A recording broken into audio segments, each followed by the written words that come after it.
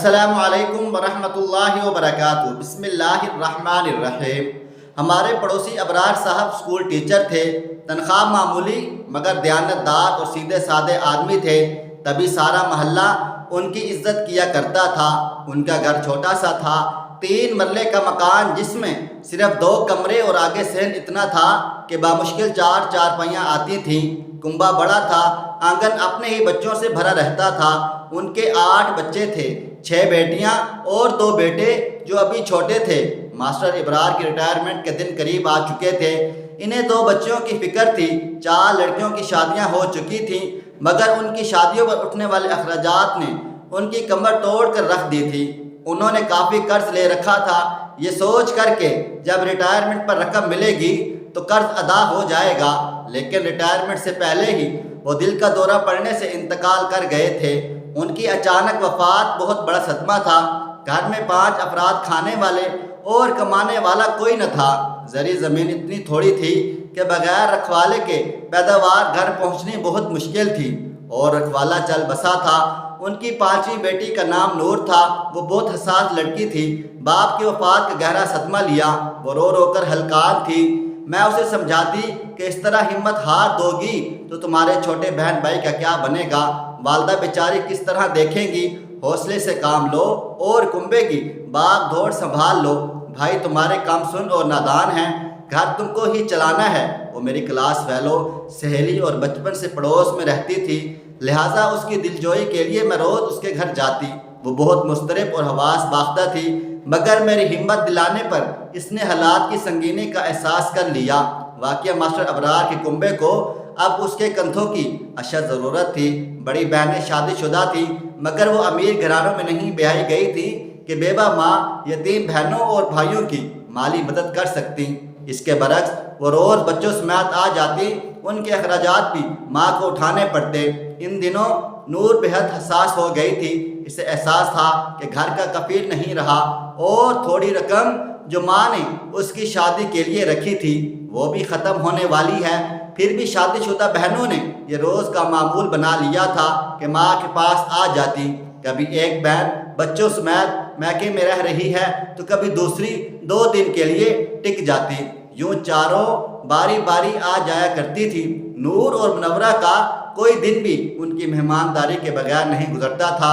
خود نہ آ پاتی تو ان کے شوہر بچوں کو لے کر آ جاتے کہ یہ ضد کر رہے تھے، تنگ کر رہے تھے کہ نانی کے گھر جانا ہے، خالہ نور اور منورہ سے ملنا ہے، ان کو رکھیے۔ گویا یہ چاروں بڑی بہنیں لمحے بھر کو ماں اور چھوٹی بہنوں کو فارغ نہ رہنے دیتی تھیں۔ گھر میں ہر وقت میلے کا سما سا رہتا تھا، جس کی وجہ سے پڑھائی بھی متاثر ہوتی تھی۔ یہ بہنیں مالی مدد تو کیا کرتی، الٹا بیوہ ماں کو مقروض کر جاتی تھی۔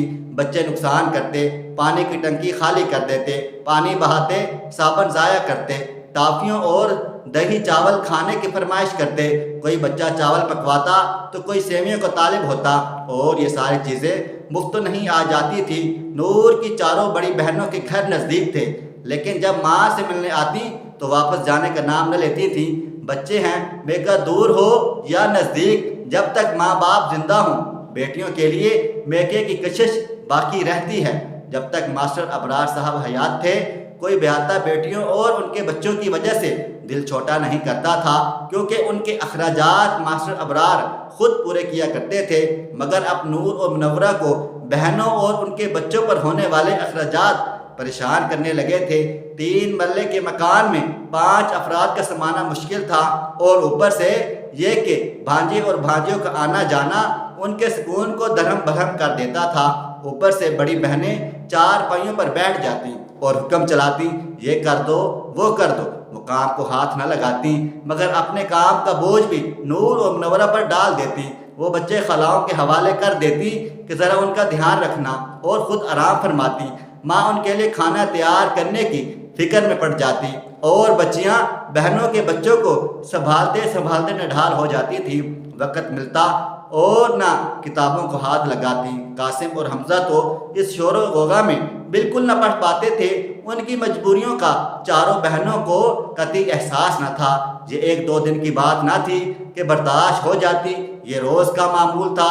2 دن سے چین سے گزرتے، پھر ان بہنوں میں سے کسی ایک کو میکا یاد آ جاتا۔ وہ بیوہ ماں کی دلجوئی کو آئیتی ہوتی تھیں اور ماں کا سکون طلب کر کے الٹ پلٹ کر کے واپس چلی جایا کرتی تھی۔ ماں بہرحال ماں تھی، بیٹیوں اور دامادوں کو منع نہ کر سکتی تھی، مگر نور اور منورہ کا ناک میں دم کیا تھا۔ وہ چڑچڑی اور بدمزاج ہوتی جا رہی تھی۔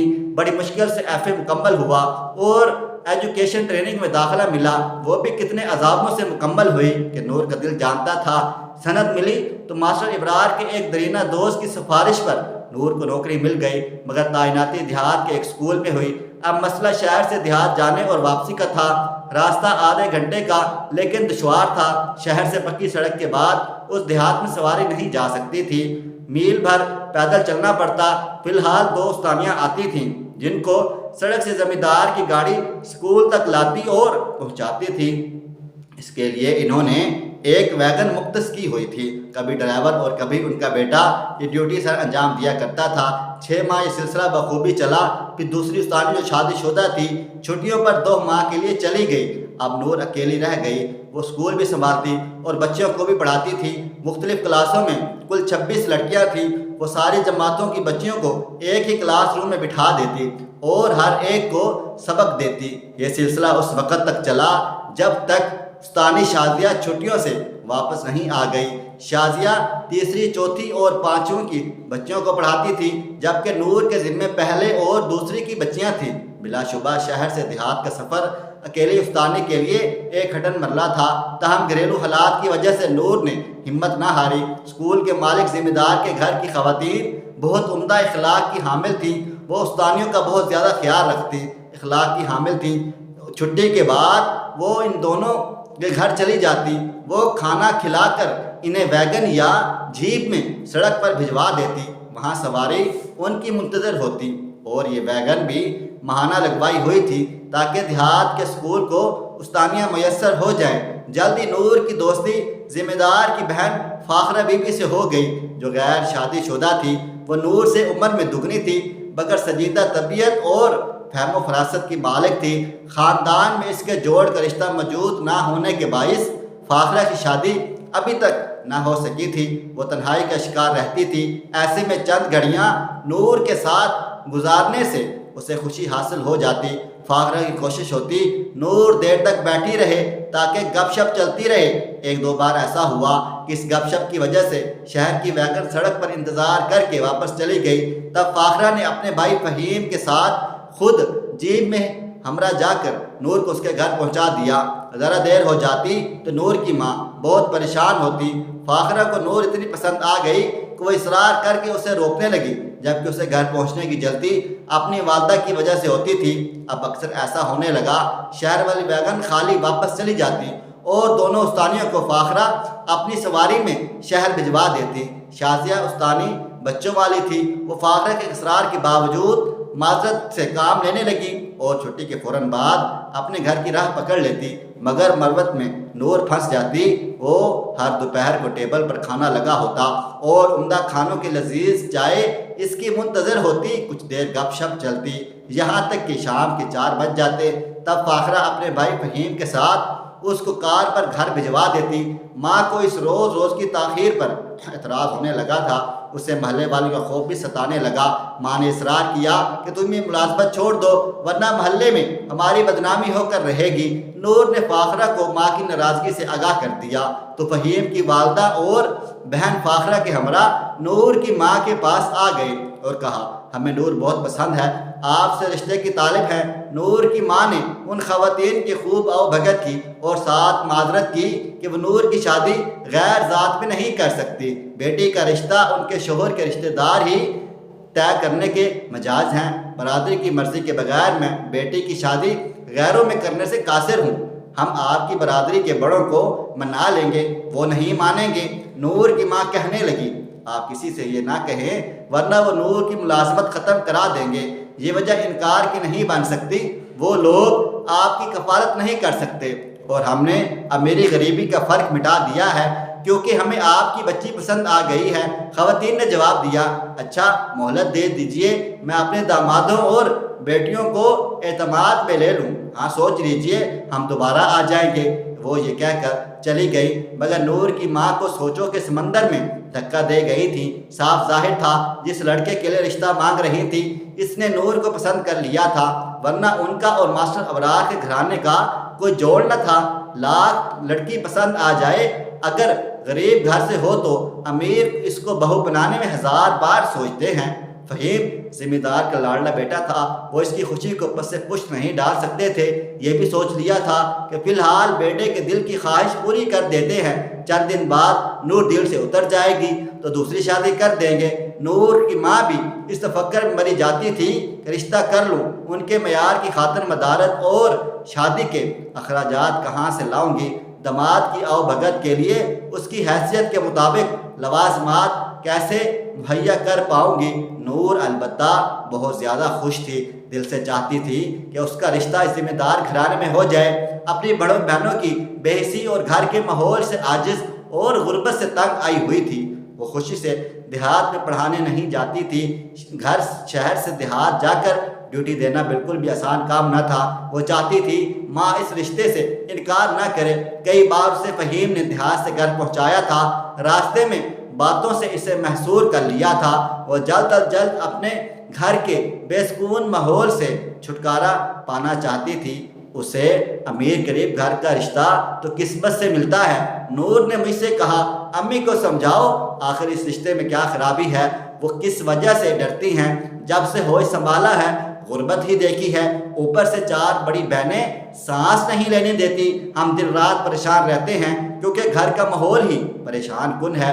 میں پرسکون زندگی چاہتی ہوں، ایسی جگہ جانا چاہتی ہوں جہاں کم سے کم دال روٹی کی فکر سے بندہ آزاد ہو، آج کے ساتھ کل کی فکر نہ گئی ہو۔ ایک دن کہنے لگی، میں بہت زیادہ خوش تھی کہ میرے لیے اتنا اچھا رشتہ آنے پر ماں خوش ہوگی، عقل سے کام لے گی اور اس رشتے کو نہیں ٹکرائے گی، مگر اب اماں نہیں مان رہی، بتاؤ میں کیا کروں۔ واقعہ خالہ بھی غلطی کر رہی ہیں، ایسے رشتے ہم جیسی لڑکیوں کو کم ملتے ہیں۔ غرض کے خالہ جی نے فراست سے کام نہ لیا۔ ذمہ دار کے گھر کی عورتیں کئی بار آئیں مگر انہوں نے انکار کر دیا تھا۔ بالآخر ایک عجیب واقعہ رونما ہوا۔ ایک روز جب نور اسکول پڑھانے گئی تو واپس نہیں آئی۔ ماں نے تمام دن انتظار کیا، شام سے رات ہو گئی مگر وہ نہ آئی تو ماں کا دل دھک سے رہ گیا۔ وہ ہمارے گھر آ گئی اور امی جان سے کہا، بہن بہت زیادہ پریشان ہوں، ضرور میری بچی کے ساتھ کوئی حادثہ پیش آ گیا ہے، ہم نے انکار کر دیا اور انہوں نے اپنا بدلہ لے لیا ہے۔ کاش میں عقل سے کام لیتی اور ہاں کہہ دیتی تو یہ دن نہ دیکھنا پڑتا۔ ہاں بہن تم نے ہاں کہی ہوتی تو عزت سے بیٹی رخصت ہوتی۔ بڑے لوگ انکار سننے کے عادی نہیں ہوتے۔ اب بیٹی بھی گئی اور بدنامی کا داغ بھی لگ گیا۔ میری والدہ صرف تسلی دے سکتی تھی، نور کو واپس نہ لا سکتی تھی۔ خالہ جی آنسو پوچھتے چلی گئی۔ جب ہفتہ گزر گیا انہیں غشی کے دورے پڑنے لگے۔ اللہ جانے نور پر کیا بیتی ہے اور اب لوگوں کے سوالوں کا کیا جواب دے گی کہ لڑکی کدھر گئی۔ وہ رو رو کر امی سے دل کا حال کہتی اور امی دل محسوس کر کر رہ جاتی۔ والدہ سے بھی محلے کی والیاں لڑکیاں پوچھتی تھیں نور کہاں گئی تو امی جواب دیتی تھیں پرائی ہو گئی۔ محلے بھر کے لوگ انگلیاں اٹھاتے تھے کہ ڈھول نہ تاشے نہ بارات آئی، پھر نور پرائی کیسے ہو گئی۔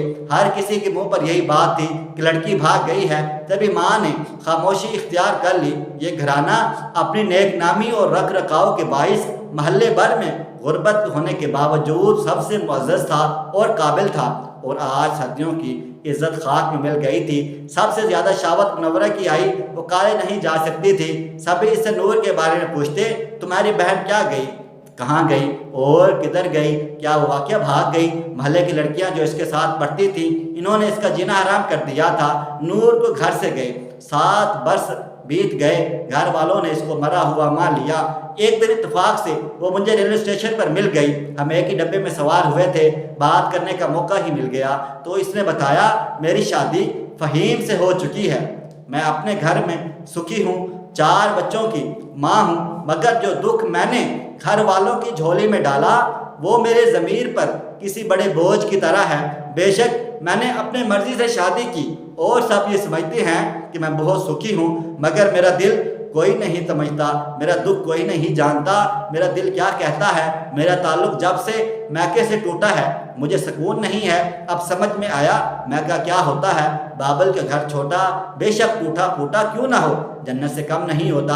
اب سمجھ میں آیا کیوں میری بیاتہ بہنیں روز بروز میکے آ جاتی تھی، اپنے گھروں میں سکھی رہ کر بھی انہیں ماں باپ کے گھر کی ٹھنڈی چھاؤں نہیں بھولتی تھی۔ برگد کے درخت جیسی ماں جو ہمیشہ تپتی دوپہروں کو بھی ان پر گھنی چھاؤں ڈالے رکھتی تھی۔ میں خوش قسمت ہوں کہ اچھے سسرال اور پیار کرنے والا شوہر ملا، رہنے کو حویلی ہے، گاڑی اور نوکر چاکر ہیں۔ میں ایک صاحب حیثیت خاندان کی بہو ہوں، میرے بچوں کو زندگی کی ہر نعمت میسر ہے، مگر لیکن پھر بھی میکے کی یاد دل میں ٹھیس کی طرح اٹھتی ہے۔ جب ماں یاد آتی ہے تو رو پڑتی ہوں، یہ سوچ کر مرنے لگتی ہوں کہ میں نے اس شفیق ہستی کو کتنا دکھ درد دیا۔ اب وہ چاہتے ہوئے بھی میرے پاس نہیں آ سکتی کہ داماد تانے دیں گے اور بیٹے بھی طوفان کھڑا کر دیں گے۔ اس نے التجا کی، تم وہاں جا کر میری ماں کو تسلی دے دینا، میری طرف سے معافی مانگنا۔ کاش میں ان کے قدموں میں سر رکھ سکتی، ان سے ہاتھ جوڑ کر معافی طلب کر سکتی۔ کون جانے زندگی کتنی ہے، زندگی کا کوئی بھروسہ نہیں، کیا پتا میں کبھی اپنی پیاری ماں اور بہن بھائیوں سے مل سکوں گی یا نہیں۔